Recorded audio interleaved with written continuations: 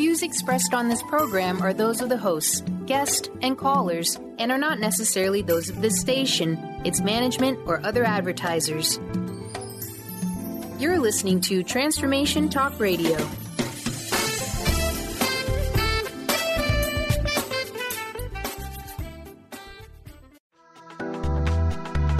This show's audio was via a Skype call.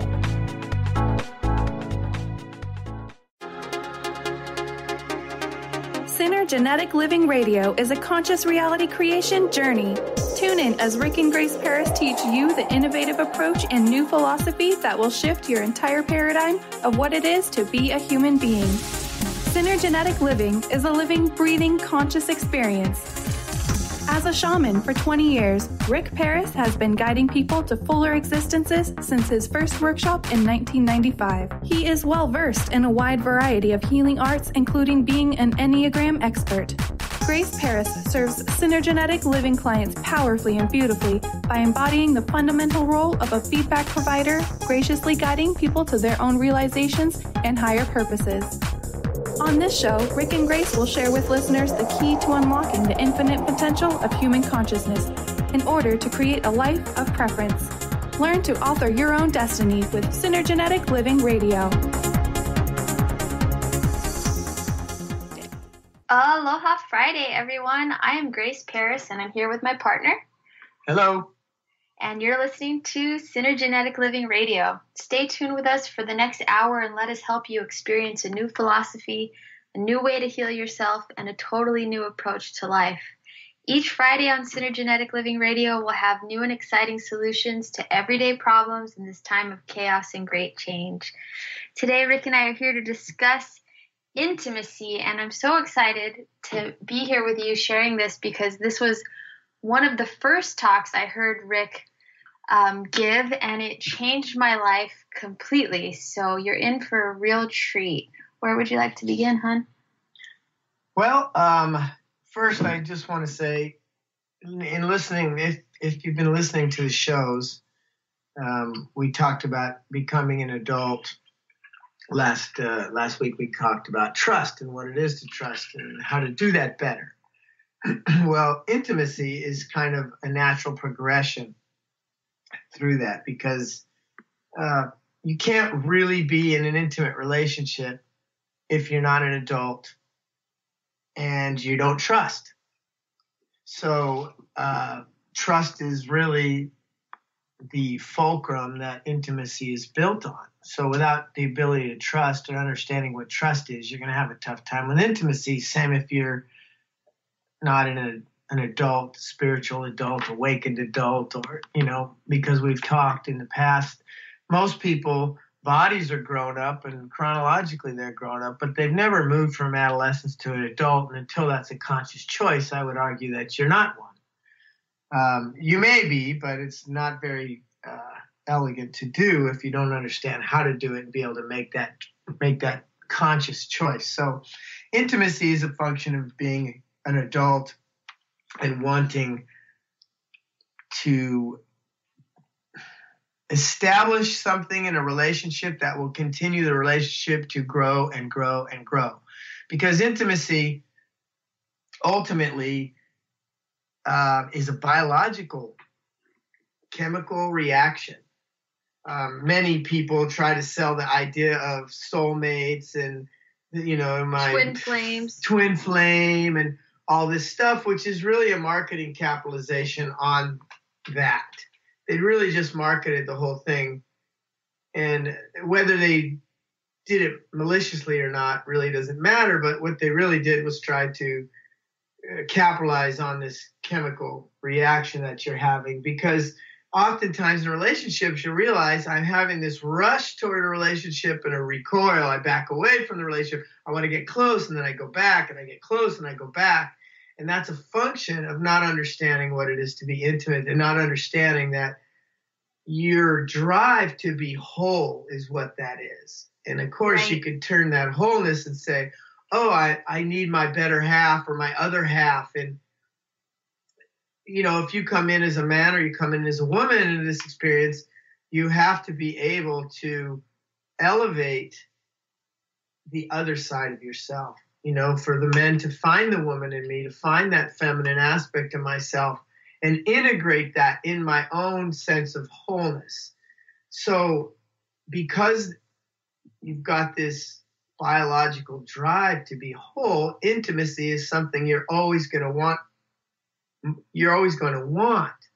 Now, a lot of people think intimacy means a sexual relationship. It is not, people think intimacy is a euphemism for sex. It's not really. You can get intimacy out of sex if you understand what intimacy is. And you can use sex as an expression of your intimacy, and it can be, but they're not inclusive. They're not mutually inclusive. Sex can be an expression of that intimacy, and intimacy can be an expression of sex. So a lot of people are confused because they think intimacy means sex. Oh, we're going to be intimate. We're so intimate. No, it really isn't. Intimacy is a process, really. And so I'm going to give you the steps and the qualities of intimacy, because intimacy is a vibration like anything else. And if you don't understand how to generate that vibration, you're not going to be able to generate intimacy. And so intimacy is it's a very complex, that's why you have to be an adult. It's very complex, and it has to be done with conscious choice. So intimacy, the other thing I want to mention is, when it comes to people, the population is like a third of the people want to be in a one-on-one forever relationship till I die, and then you've got a third of the population that wants to be in serial relationships, maybe a year, 2, 10 years down the line, but I can't imagine being one person for the rest of my life. And then you've got a third of the people that really don't even want to be in an intimate or sexual relationship with people. So, whatever group you're in the minority. So often people are in a particular group and they can't imagine how everybody else is in that other group. Well, there really is a lot of ways to be. And we're not really all here to have this one-on-one exclusive, do everything together kind of thing. So what is intimacy? Because that's what I'm going to talk about now. And the basic nut of it is what you're doing in a relationship with someone, if you're doing it well, is giving yourself the opportunity to learn how to be loving and understanding.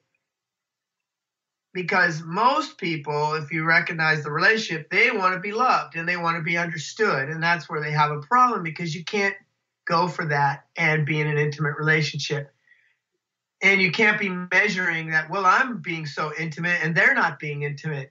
I'm the one that's doing all the work and they're just out doing their own thing while I'm waiting home for them. That's not really intimacy.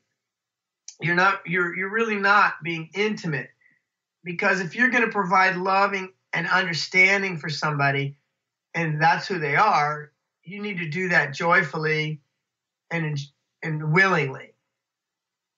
So there are 7 positions make up the synergy of what it is to be intimate. And the first position is the easiest position of all, and that's just to be open.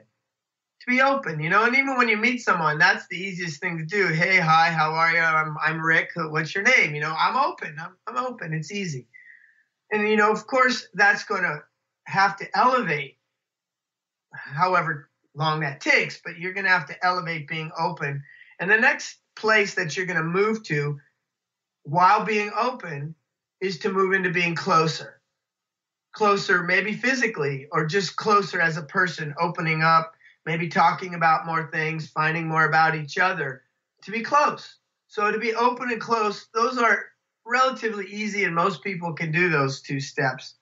The third step is where people start to have a problem, because as you go into a process, you have to condense the process to a willful position, and then the process opens up to an expansion after the choice was made. And like I said before, trust is the fulcrum. So trust is the deepest part of intimacy. The first 2 steps, like I said, open and close, that's pretty easy. People know how to do that. Yeah, there's very little responsibility when meeting someone for the first time, it's very casual and open. So, and easy to get close. A lot of times we can get open and close enough to have sex with someone in just a few short hours. But where intimacy starts to get more constricting, not constricting in the negative sense, but let's just say condensing. The relationship has to condense into something deeper, something more substance, needs more substance. And the third step is where that comes in, and realize not only are you open and close, but you are creating the environment for the other person to be open and close. Okay, so not only are you doing it yourself, you're creating the environment for them to be open and close. So the third position that you're going to move into, and again, this all sounds very static and but until you understand what intimacy is and you understand how to duplicate it and what it takes to do it, how are you really going to know you're doing it, right? It's like you might feel it one day and the next day, I'm not sure why I don't feel it. Well, if you understand all these stages to it and you're able to spin the plate, each plate, because they all move into each other, even though it sounds kind of static and whatnot at the beginning, anything is when you're first learning it. So the third step that you are going to be in is to be honest. And this is a very specific kind of honesty. You have to be vulnerably honest. You know, you have to expose your weakness. And, you know, of course, in a military perspective, that means to take advantage of, to find a weakness and take advantage of. And this isn't about that. This is to be strong enough to expose your weakness, to be able to look at somebody and say, hey, this is the kind of thing that's going to devastate me. This is the kind of thing that I can't live with. This is the kind of thing that I can't thrive in. And I'm going to tell you what they are in order for you to know. And some people might say, are you crazy doing that, right? Well, what you're doing is opening up and being honest with someone so they know what you need. They know what you might want in striving to be more whole. And so that takes understanding yourself, because if you don't trust yourself, if you're not an adult, you're not going to have the value system or the understanding of being intimate. You know, being intimate with yourself first is loving yourself and being understanding with yourself. And that enables you to better do it with another person. You know, you often hear, oh, people need to do that on their own. You need to do that first. Not really necessarily, but it goes a lot better when you do. Yeah, I feel like it's quite the contrast of playing your hand close, you know, not exposing yourself. And there's a fear of humiliation. And so part of intimacy is removing that fear of humiliation from yourself and to help the other. But we're going to go on break right now, and we'll be back in a minute. Stay tuned.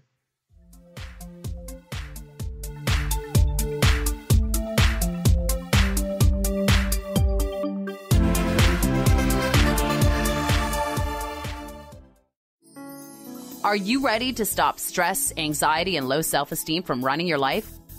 Join award-winning author Dr. Friedemann Schaub for Empowerment Radio and learn breakthrough solutions to switch out of survival mode and approach every day with great ease, joy, and purpose.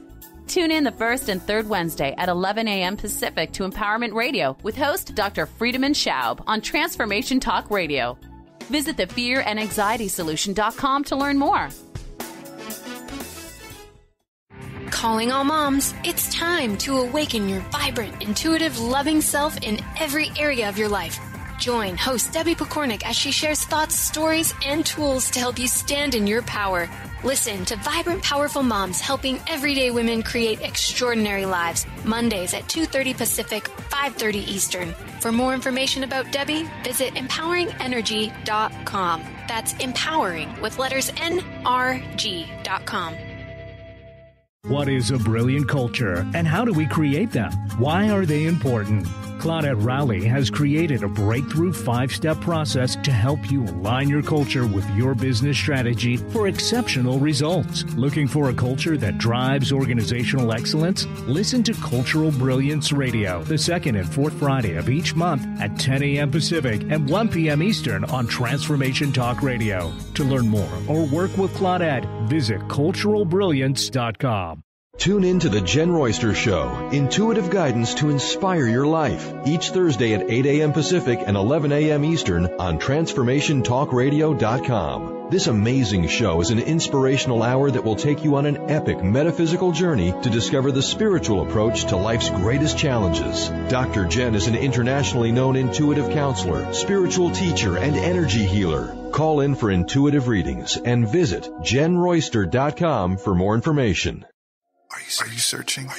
Looking for a sign? A message you need to hear? From the great unknown, from the most mysterious place that is the most familiar to your soul in the depths of who you are. The universe put someone here to talk to, someone God gave a blessing to, that you may find insight with. TheAngelLady.net, 1-800-323-1790. Are you stuck in unhealthy habits, toxic relationships, or low self-esteem? Do you crave a life of inspiration, love, self-acceptance, and fun? Sounds like you're on the verge to your next big thing. Join Laura Richer, host of On the Verge Radio, helping you use your breakdown for a breakthrough, overcome life's greatest challenges, and live the life you want and deserve. Tune in each month on Transformation Talk Radio or visit SeattleHealingHypnosis.com for more information.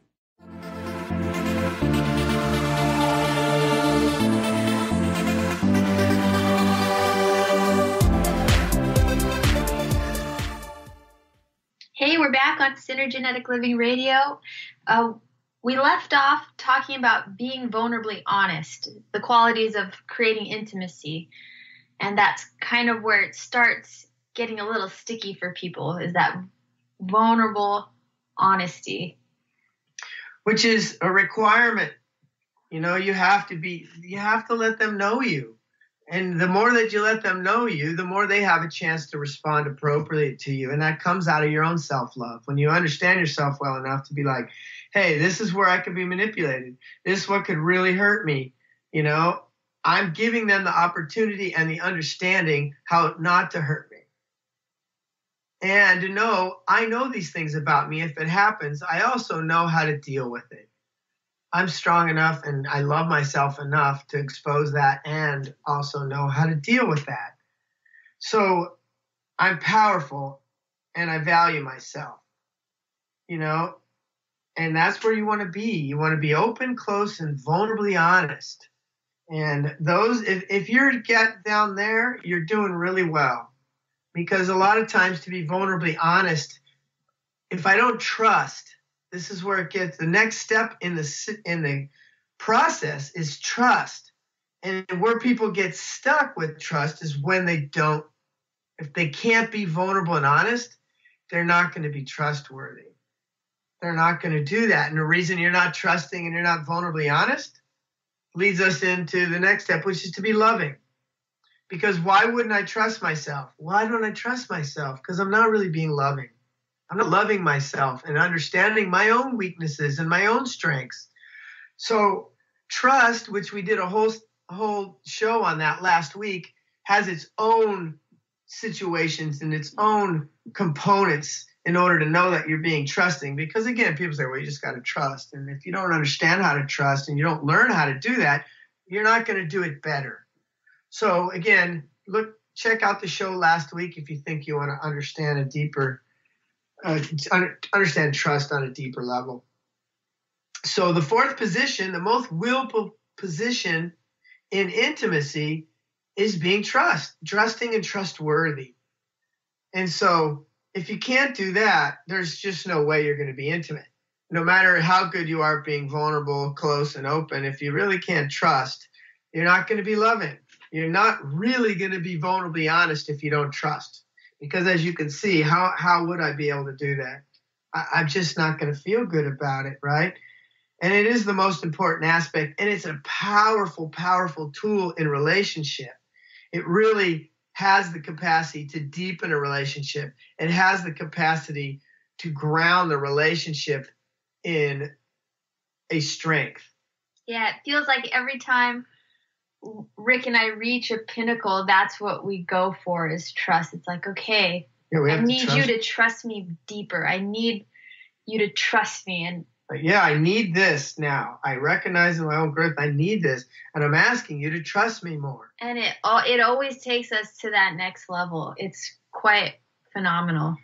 And see, intimacy doesn't freeze. Intimacy is a living, growing part of your relationship. It's like when we teach clients about their relationships, what we're teaching them is it's two individuals creating this garden, and we both take care of it. Maybe I like to water and fertilize, and maybe you like to pull the weeds, and we do what we do to enrich this thing called a relationship. And intimacy is what the relationship feeds on ultimately.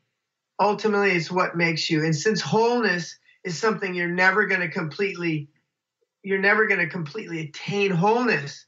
So the relationship with an intimate relationship has the capacity to keep generating a greater sense of wholeness. It has a greater sense, because what really people are afraid of is once you start being intimate and really loving and understanding someone else in order to be understanding and loving, to be from the adult and not be primarily looking to be loved and to be understood, is it opens you to this magic, because you start being someone, excuse me, that you didn't imagine. I didn't imagine I would love someone like this, because, a lot of people go, that's how I love. I do this. That's the way I show my love. Well, if the love isn't communicating to that person, you're going to have to find another way to show them love. And if you don't understand them, how are you going to know what adjustments to make? How are you going to understand? You just don't go outside and water the plants every day. Some plants only need to be watered once a week. They die when they get too much water. And so you've got to pay attention to the individual. And again, if you're really loving them and watching what nurtures them and contributing in that way, you're going to see them thrive. And as they thrive, they're going to be more open and vulnerable themselves. And then they're going to want to express the things that they hadn't expressed yet, because they're going to feel so good being loved the way that you're doing that.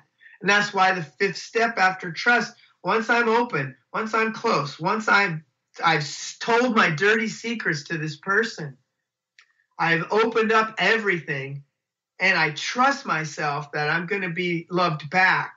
I'm not going for that, because the relationship is offering me an opportunity to nurture a garden. It isn't about getting them to nurture me, because the child's ego, when you know that you're stuck in your child and it's arrested, when our child in us early on didn't get enough, and most kids don't get enough, so everybody's got to deal with this to some degree. But some people, you could say, I get people all the time, oh my God, I'm always dating narcissists. If we don't understand why we're dating the narcissist and what we're trying to get, because many times when I hear somebody say, I'm dating a narcissist, it's basically because I'm doing all this loving stuff and they're not loving me at all. Well, that tells you the only reason I'm doing all this stuff is to get love and get understanding, to be understood, rather than just keep giving it. Relationships aren't 50-50. They're 100-100. You have to take 100% of the responsibility for the reality you're having. If you're really loving and being understanding and it's not coming back, it's not a function of the other person. It's a function of you not receiving. It's a function of you maybe not being honest and vulnerable enough with yourself to understand what you need and to be able to ask for what you need. And you will do that. When you're being loving to yourself, you're going to do that naturally, because you've already understood trust. And I do trust myself.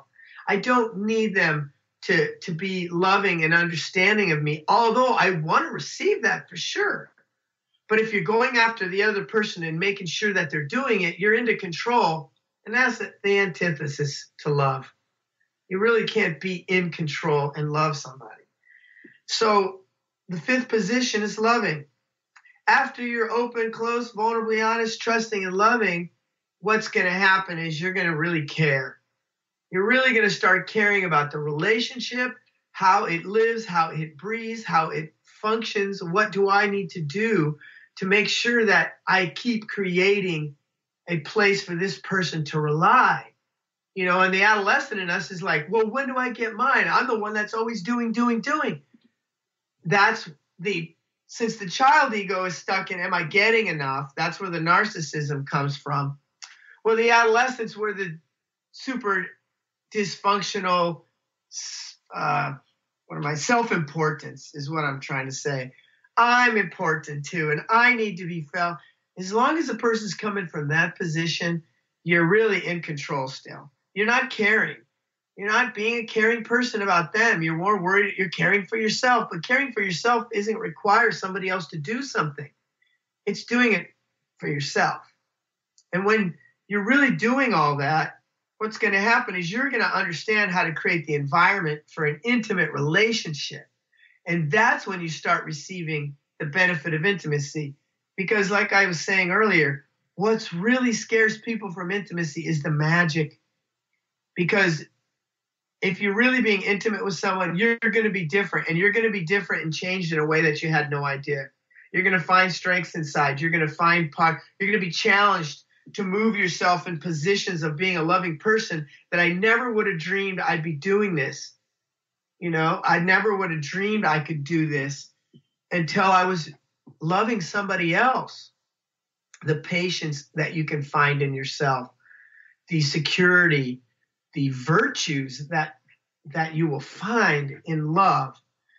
The last step of being a loving, intimate person, creating intimacy, is to be private. This is where a lot of women have a big breakdown here, because women are most of the times intimate with their girlfriends, and intimate in a way that they don't have a boundary between the intimacy between my girlfriend and the intimacy between my main love focus, let's say, because it doesn't have to be. It can be man or woman. Your romantic partner. Your romantic partner, yeah. I'm a little lost for words today.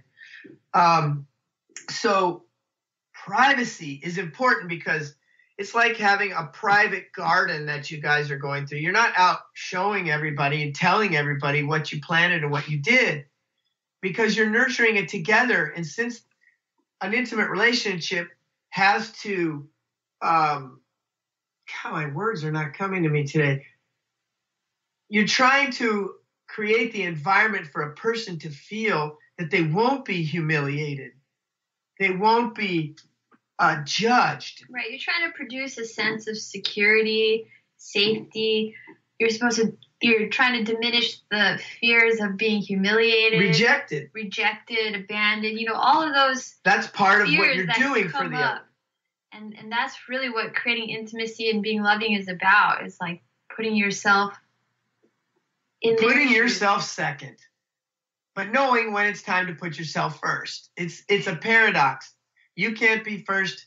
They can't be first. They're always first because you're going for the relationship. And that's going to scare a lot of people. We're going to go on break and we'll be back just a minute. Stay tuned. Thank you.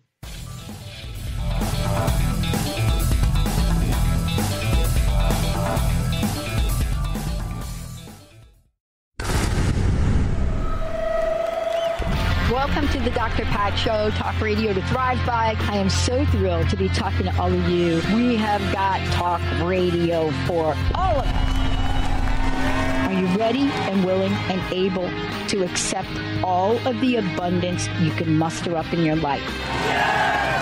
Check us out, thedrpatshow.com, transformationtalkradio.com, transformationradio.fm. Oh my goodness. Take your own journey with the angels with Claire Candy Huff's Heaven Sent Guided Angel Meditation CD, letting go of concerns and living in the now. This beautiful CD walks listeners through practical exercises to help free them from the burdens, worries, and concerns of daily life. Walking a quarter of the way across the bridge, you see a bright, emerald green light and sense a loving presence. This is Archangel Raphael's green healing energies, nourishing and revitalizing you. take a moment now to bathe in this green healing light. Giving you much more than just relaxation and stress release, this wonderfully narrated CD provides vivid visualization, soothing and inspiring music, and an angel's choir that will bring you peace, clarity, and a newfound awareness. Visit angelhealinghouse.com today. Thrive is what we experience when our mind, body, and soul operate as one. When we thrive, we excel on all levels. Thrive is the mindset that matters. It is essential to our being. Have you ever found yourself looking for the instruction manual on how to thrive? You'll find everything you need to help you feel strong, powerful, and peaceful in your own body. So don't waste any more time. Visit thrivebyjen.com today. A word of caution. If you prefer the status quo and you are not interested in improving every aspect of your life, this book will trigger the shift out of you. The Truth is Funny, Shift Happens is available now. Author Colette Steffen brings the powerful knowledge and life-changing energy and empowerment from the radio airwaves to the pages of her new book. To get your copy in paperback or ebook, visit thetruthisfunny.com today. On the cutting edge of the new mainstream, Christine Upchurch is passionate about bringing together science, psychology, and spirituality in a way that can be applied to our everyday lives for true transformation. The Christine Upchurch Show, stellar conversations to illuminate your journey, engages some of the most outstanding visionaries on the planet in lively dialogue to inspire you to become that bright light you're meant to be. Join Christine every Friday at 11 a.m. Pacific Time on KKNW, AM 1150, and Transformation Talk Radio.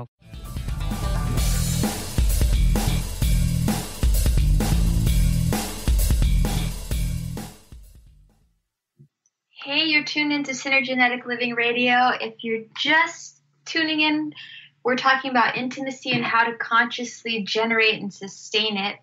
Before we dive back in, check us out on the web, www.synergeneticliving.com. Like us on Facebook. Yeah, and if you wanted to call in, 800-930-2819. Anyway, so we were just leaving off on privacy, and this is one of the trust is the most challenging part of intimacy. Vulnerably honest is one of the biggest limiters in being intimate. And one of the most difficult parts to understand is when you're creating an environment for somebody not to feel rejected, not to feel humiliation,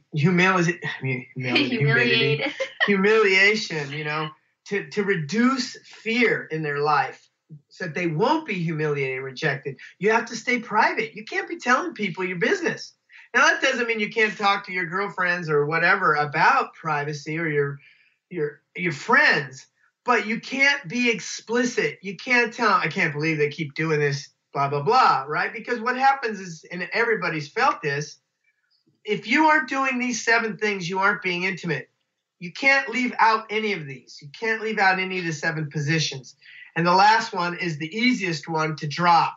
But if you ever notice where you had a problem and maybe you were arguing and you went to work and it's been on your mind and you talk to people at lunch about it and you come back home at the end of the day and all of a sudden you get into the conversation again and you're feeling really strong and full of yourself because my friends all told me what I should be doing. Yeah, you have all these newfound awarenesses and a whole new game plan.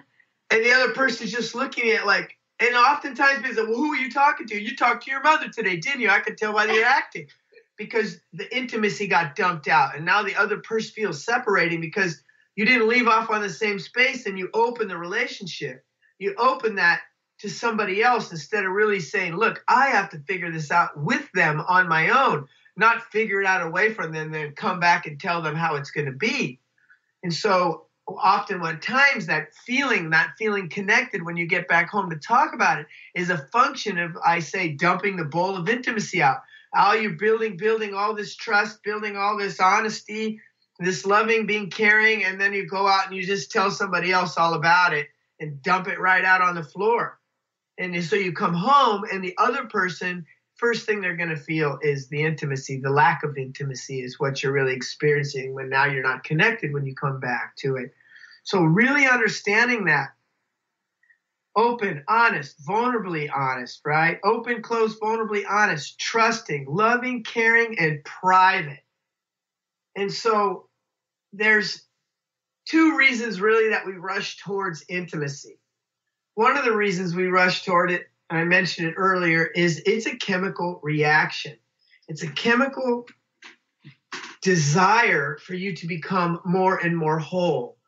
And so that's what I was saying. A lot of people market this twin flame thing around this. And it's just, and they may, I'm not saying those people don't understand or don't believe it, but that's not what you're really after. You're after for your own wholeness. And when you come in as a man or you come in as a woman, there's a whole other gender that lives inside you that needs to be incorporated consciously. Because I got the free ride. I'm a woman, and I get what it is to be a woman. But how do I integrate the man in me? And what kind of man am I? And the same for men. What kind of feminine, what kind of woman is in me? You know, if I'm going to be sweet and vulnerable and open and gentle and loving, it's like, that's the woman in me that I'm learning how to express. And that's the wholeness that you're really looking for. So all consciousness strives to be whole. It's a biological urge. And what intimacy does, it provides the vehicle for that feeling of wholeness. And again, if you're like, well, I'm a serial person, you know, you're still going to be in intimate relationships one after another. And if you're a person that's like, I'm not into that at all, excuse me, I'm not into that at all, you're still going to be intimate with something. Maybe you're intimate with a business. Maybe you're intimate with a pet, an animal. You're still going to be intimate. Like if I'm intimate with my business, I'm still going to be open. I'm still going to be close with my business, vulnerably honest. I'm going to be honest with how my business is doing. I'm not going to tell everybody all about my business and how my business, you hear people say all the time, I don't need to tell them about my business. That's my business, and truthfully, there is parts of yourself that needs to be kept private until you're going to be intimate with another person. Maybe you are intimate with your business with one other person, but you need to follow that map if you're going to develop intimacy. And what you're really after is, you don't want to humiliate the woman in you if you're a man. You don't want to humiliate the man in you if you're a woman. You're trying to encourage those to come out. You're trying to encourage those to be fully expressed. The other thing that people tend to do is they like the idea of these, but they don't want to do them because it's just too scary. It's just too scary to do all this stuff. So I want to rush toward it because it's awesome. And you see people rush toward the intimacy. I want to be in a relationship. And then I'm open, I'm close. And then when it comes time to be honest, I backpedal. And what happens is people go into this relationships where they get stuck. And you can tell, we get close, and then we get in a big fight. Yeah, it's a big push-pull. And that's that push-pull, that recoil. I'm either going to rush towards and then I'm going to recoil. And I'm going to give you what those recoils are so you can be a little more aware of the qualities of a recoil. So I'm like, oh, that's the one I do, right? So this rush towards is to rush toward the quality of being loving. And I see that, and you can feel the opportunity that the relationship brings. It's the opportunity for wholeness. And if I'm really too afraid, I'm going to rush and go. I'm going to rush and go. And that's what happens. And then people get frustrated, like, I just want to be close, and I just keep starting over. So we'll be open, we'll be close, and maybe even loving and caring to a certain degree. But, I'm not going to trust. I just can't do it. I just can't do it. So what I'll do is get in an argument and then see if after the argument we get close again. Oh, so I get in an argument and then we have great sex and I feel close again. So I start over. I'm open, I'm close. And when it comes time to trust, I blow it up and then we have great makeup sex. That's the kind of pattern that happens when you're just afraid that the qualities are nice, but I'm just too afraid. I'm just, and I don't even know why. And again, we've taught people and we teach people, your fears are your North Compass. So if you're in a relationship and you have fears around the relationship, it's such an opportunity to grow. Because behind that fear, when you go through that fear, you're going to find a gift of yourself you didn't know, the courage that you might have, or the vulnerability that you actually might have, but you're going to find a gift once you go through the fear. And that's what we're looking for. We're looking for power in relationship. We're not looking to be disempowered. We're not going to look to be less. And being less is not a function of what they do. It's how do I receive and how do I create the environment to make sure they're not rejected, they're not humiliated, they're not afraid. I want to take that fear of loss away, because love's greatest pain is loss, right? The greatest pain is loss. And love's greatest fear is separation. I'm so afraid to be separate. And so you have to keep that in mind when you're going for love. Those are going to be the two greatest fears around love itself. And so I have to go when I'm feeling like I want to run away and not do what I need to do, and I want to separate. I have to know I'm afraid right now. I got to go for love. I got to go for love right now, because that's the opportunity where you're going to gain the most bang from your buck. You're going to get the most mileage out of responding appropriately in those moments. And the thing about it is, when you're in love, there is a paradox at play. Like Marianne Williamson, she has this quote you see up all the time about, oh, you're either in a state of love or you're in a state of fear. That's not what it is. Love and fear are equal states, not equal states, equanimity. They're always together. You never are in love without fear. And when you go for more fear, the first thing you're afraid of is that loss or separation. I could be humiliated. I could be rejected, being this honest. I have herpes and I don't want to tell them. And so I'm afraid of that loss. And so what happens is I back away and I have to hide. And what happens, I'm not trusting. I'm not being vulnerable. And now I'm feeling guilty in the relationship. I'm afraid of being rejected and humiliated. I'm afraid of being ashamed. And so those are the things you're going to be dealing with. So when you're being intimate, you're always going to find something to be afraid of. And the better you get at going through those fears, the better you understand that I just keep picking up my strengths while I'm in love, while I'm being intimate. And that's ideally what you want. You want to be a more whole, loving, understanding person. Really, that's a big main underlying objective, whether you consciously realize that or not.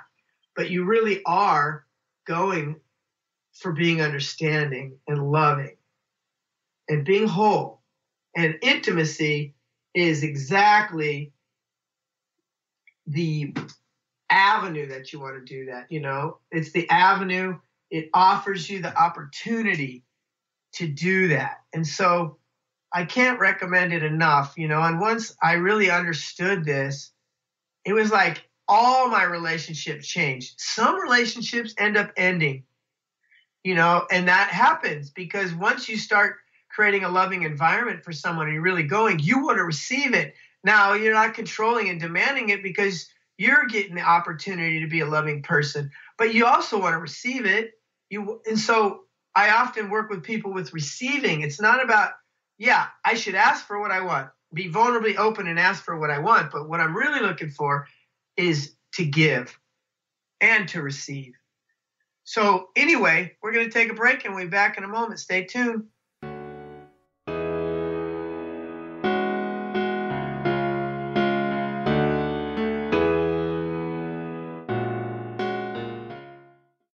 Calling all moms, it's time to awaken your vibrant, intuitive, loving self in every area of your life. Join host Debbie Pokornik as she shares thoughts, stories, and tools to help you stand in your power.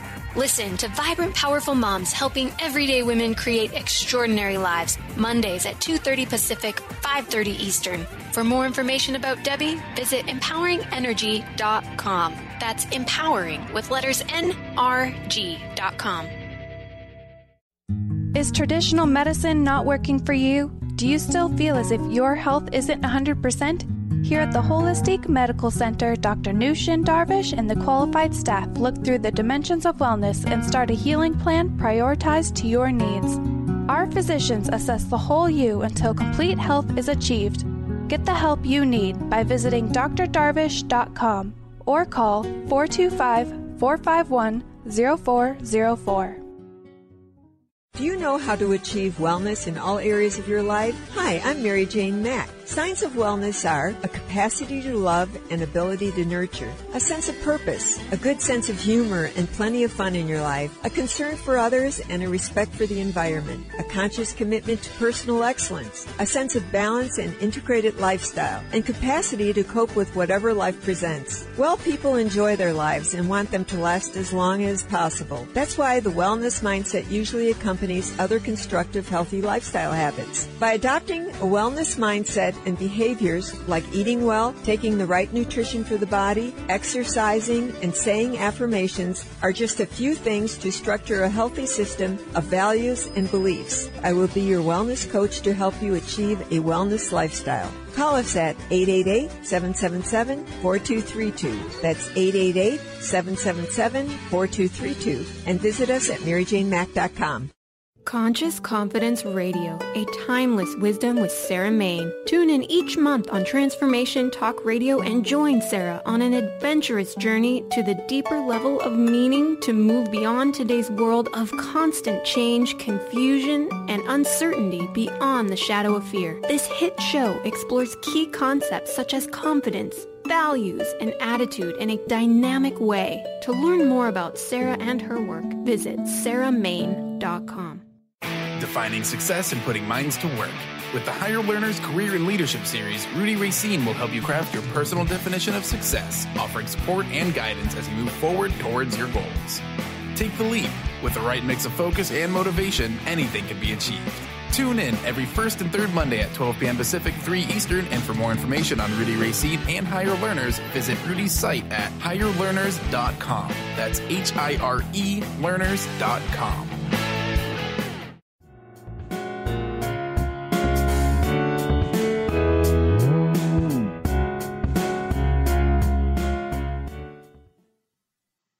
Hey everyone, we're back on Synergenetic Living Radio, and where we left off was talking about receiving through intimacy. And really, it's receiving the effects that your love has on another person, to see them grow and change because you've created this beautiful environment for them. And I think that can be scary in of itself. I know for me personally, it's like I was hesitant to even enter certain relationships because I didn't want to change. And so there really does have to be a willingness to grow and change. And that's the thing, you're really in it to be more loving and understanding, and to learn who you are and how you give in a relationship. That's the meat of it, But your wholeness is a desire, and oneness is a decision. That's why you have to be to an adult position to know my sense of oneness is a decision that I make. It's an understanding beliefs precede my experience. It isn't about the other person giving that to me or making that so, right? And like I was saying earlier, I don't know if I finished with the Marianne Williamson quote, is you're in love or fear. You're always in both. And you're navigating that fine line between both, because if you don't feel fear in your relationship, you've just plateaued and have created the environment to not be afraid. Right, it's a paradox. It's a paradox, and that's where the real power is balancing between the paradox of those two pieces, not trying to eliminate one over the other, because you can't. You really can't. So the magic that happens is when two people are doing an intimate relationship, because now both people are turning into somebody they didn't understand, and you're following a specific map that is creating more wholeness in your life, and the relationship is the vehicle for that wholeness. So what happens is you start finding things about yourself that you didn't even know were there, and the relationship becomes more and more power map, because the real value is the relationship. It's the two things, the sum of the parts creating a greater position, the third. It's a synergy that between two people's, this relationship, and it has to be respected and honored and deeply valued. And it's not about them and it's not about me, but it's about us doing this one thing together. And that's what you end up really trusting. It's like you trust the relationship. Right. When you're consciously going for this intimacy and being with another, it's like, I know how they're going to act. I know what they're going to say when I bring this. I know what's going to happen. Right. And so that way you don't have to be perfect. You don't have to have these unrealistic expectations of the person. It allows you to be human, and it's so beautiful because you're like, it's okay for that person to make a mistake because I trust the relationship. I know they're going to come back and we're going to work it out and we're going to be even stronger because of it. So what you're ideally doing is providing those 7 positions for another and create that they can optimally feel those 7 things. And you be intimate with yourself so you can experience those 7 things. That's what you're doing in a relationship. So I want to talk really quickly about some of the reasons that maybe you can identify with and see what blockage might keep me away from greater intimacy. And again, if you really think intimacy and sex are synonymous, they're not. So they're 2 different things. If you've got that confused, you're not really going to understand intimacy is anything but sexuality. And intimacy is an entirely different thing. So if you're really mixing those 2 words together, that in itself is a problem.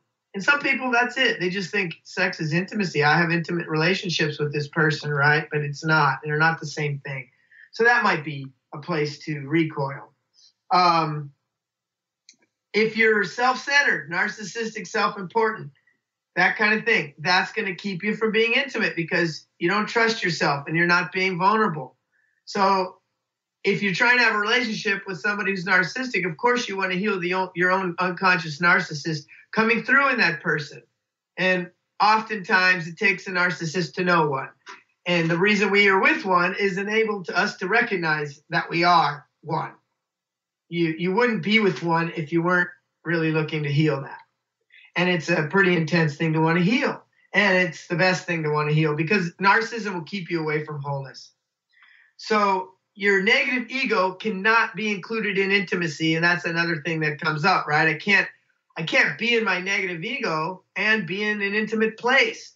So it is another place where your negative ego gets processed and gets realized in a way that I can listen to it and utilize it better appropriately. That's another talk that we do on the ego. Another place that you can be stuck is projecting the past. You know, a lot of people, I got hurt so bad. I was so open and so vulnerable and so honest, and I just got ripped. And so, you know, you have to make up for that. You know, you want other people's actions to change your experience rather than you understanding belief precedes experience, and I have to change my belief if I want this pattern to change. And so it's a control mechanism. Well, I got hurt and they lied to me, so therefore you got to jump through hoops before I'm ever going to trust you.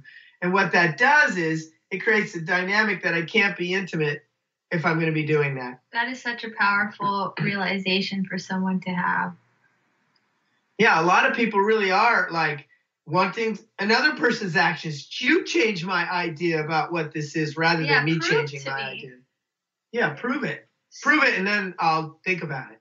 Yeah, maybe I'll change. So yeah, this is big. It's also like a guarantee. You know, until you can guarantee me to come back out of my shell, and which, you know, parentheses, the adolescent means perfect, until you can love me perfectly, don't expect me to do anything because I've been hurt, right? That's another big manipulation. Another is just fearing the qualities of those 7. If you look at those 7 places and there's a fear in one of them, like the vulnerability, like I'm a guy and, you know, I just can't cry. I can't be overly sweet and I'm not going to do it. I mean, it's just too scary. You know, if you're afraid of one of those qualities, of course, if you unplug one of those qualities, you don't have the environment, you don't have the resonance anymore that creates the environment for intimacy. So you're not going to be intimate if you're afraid of any of those qualities. You have to be the adult, and we talk about that on another recording. You have to become an adult to truly be in an intimate relationship, because otherwise you're looking for understanding and you're looking to be loved. And those are positions of the child and adolescent. Another place, people don't have the discernment. I have 500 intimate friends. You cannot have many intimate friends. If you're really going to be open, vulnerable, and trusting in life, you cannot do it with everybody. You have to pick some people and do it with them because they'll take up so much of your time. I got to know what you're doing, how you're feeling during the day, every day, because I'm trying to be close, loving. I'm trying to pay attention. You can't like talk to people once a week and think you're intimate. You're not. So that's another place, having the discernment to choose. If you're in self-pity, you can't be in self-pity and be intimate with someone. That's another place. There's no room for self-pity in a relationship. That's the child and the adolescent again. If you're afraid, again, another fear of just basic humiliation and rejection. Which, that's part of being vulnerably honest. It's in there, but it's slightly different. I might be afraid to be honest, but really the reason I'm not honest is I'm really afraid to be rejected. I'm afraid to be humiliated. And if you're afraid to be rejected or humiliated, you're not going to be honest. You're not going to be trusting, and you're not going to be intimate.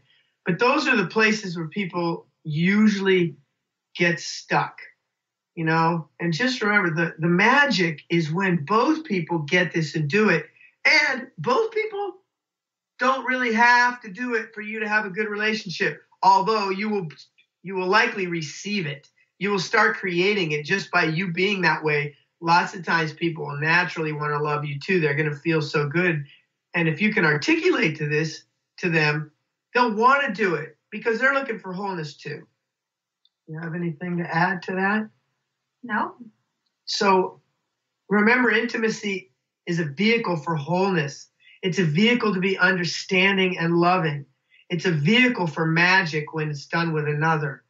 And remember, everybody's looking for intimacy and more intimacy. You're never going to, and if you just keep working this model, you will just keep finding intimacy. It'll never end. So thanks for listening. I hope you learned something positive today for your relationships. Yes, it's always a joy. Join us every Friday, 1 p.m. Pacific, 4 p.m. Eastern. Have an awesome week, and we'll see you back here next Friday. Bye.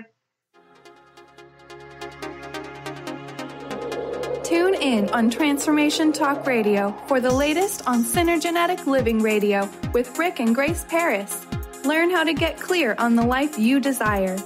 Synergenetic Living is a living, breathing, conscious experience.